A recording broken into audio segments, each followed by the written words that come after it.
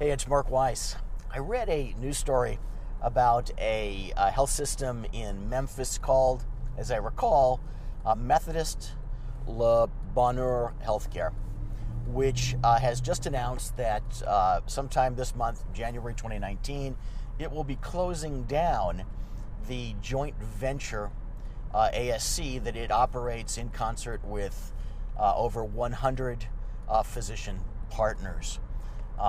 The hospital system announced something to the effect that it no longer made sense to perform outpatient surgery via a joint ventured ASC. That leads to the question, it no longer made sense. For whom? Let's try to unpack this. I have no inside track on this, but did it make sense for a hospital to run a joint venture? Well, what are its options? One option is it doesn't run a joint venture ASC, it runs a facility, and this was an on-campus facility, as a hospital outpatient department. If it runs as a hospital outpatient department, it will receive higher fees. Not only 100% of a higher fee, but the fee for each procedure will be higher because it will not be paid for on the ASC fee schedule. It'll be paid for on the hospital outpatient services fee schedule, which generates a significantly higher fee. However, the writing is already on the wall that HOPD fees will be cut down to the ASC level sooner or later. So while it might provide some sort of a short-term benefit to the hospital, it's not a very efficient long-term strategy. So was it the hospital's decision at all? Or was it the decision of the physicians that they no longer needed a hospital partner to operate an ASC? Because after all, what do hospitals add to joint ventures? They add demands for control. They add demands that that control be based on their nonprofit status, which isn't true. They generally add layers and layers of hospital administration, which is completely out of touch with running an efficient and efficacious ASC.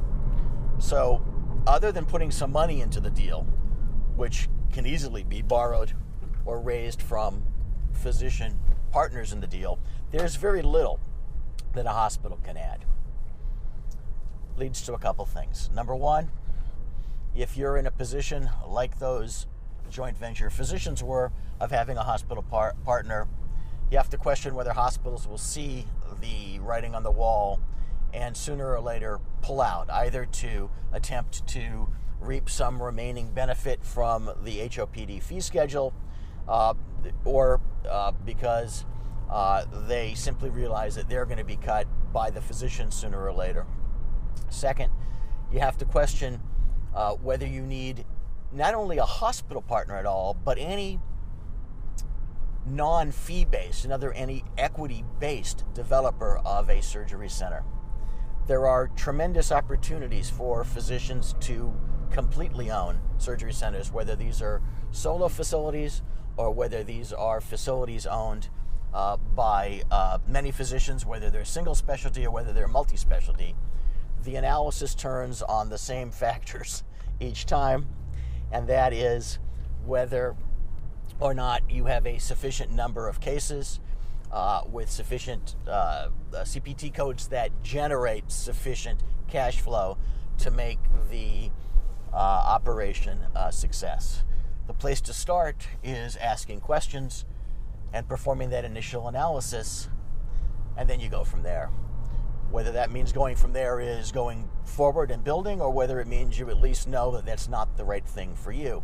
But not asking the question means that you're never going to know.